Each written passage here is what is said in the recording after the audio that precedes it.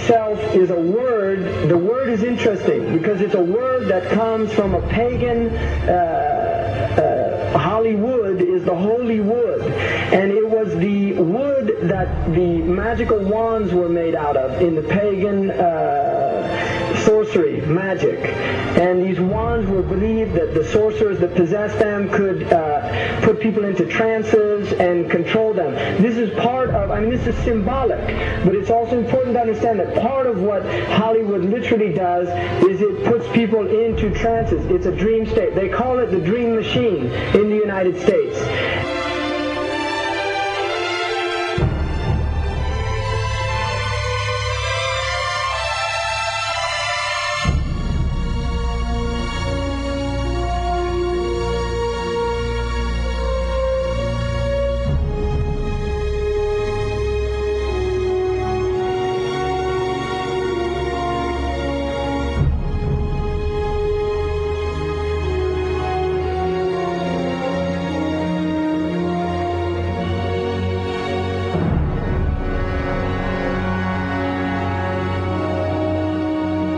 Creates fantasies for people. It puts people into these things. Now, one of the things is interesting that in the part of what's done in movie theaters, in darkened rooms where people watch television, is literally a trance state that occurs. So what's called suspended state of disbelief. You enter into a state, you suspend your disbelief and enter into a state whereby you begin to believe what you internally realize is imagination. It's falsehood. Films are magic. It's just magic. You go and you watch these things and people get caught up in them.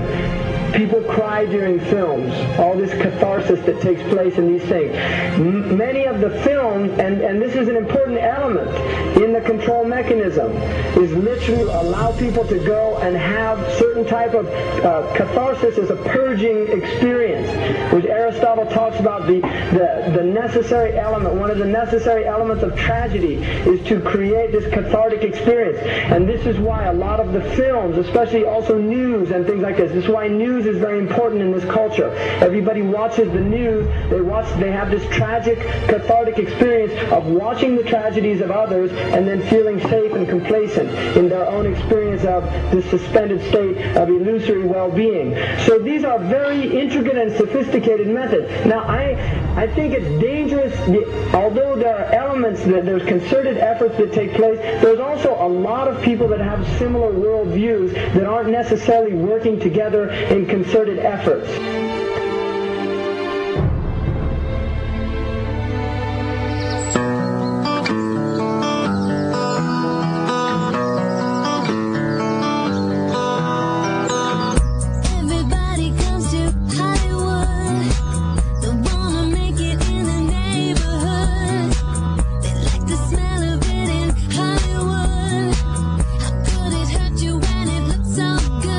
Shine your light now.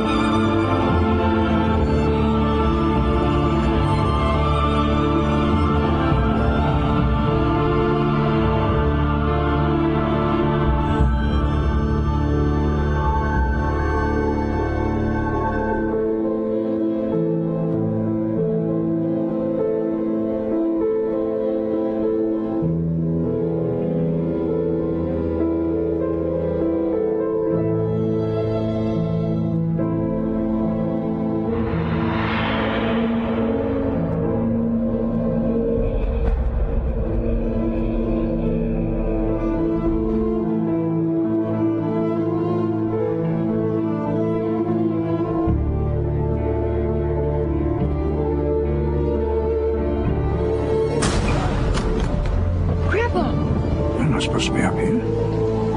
Looking at that? I just wanted to know. Well, you're old enough, I suppose. You should know the story. Okay, here we go. It was 1832. On a night much like this.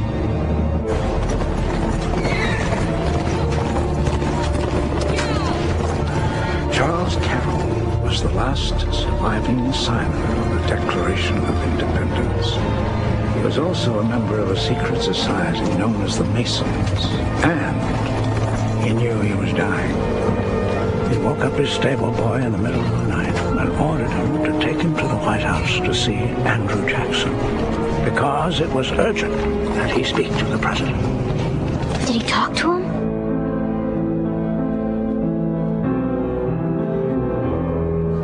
No, he never got the chance. The president wasn't there that night. But Charles Carroll had a secret. So he took into his confidence the one person he could. My grandfather's grandfather, Thomas Gates. What was the secret? A treasure. A treasure beyond all imagining.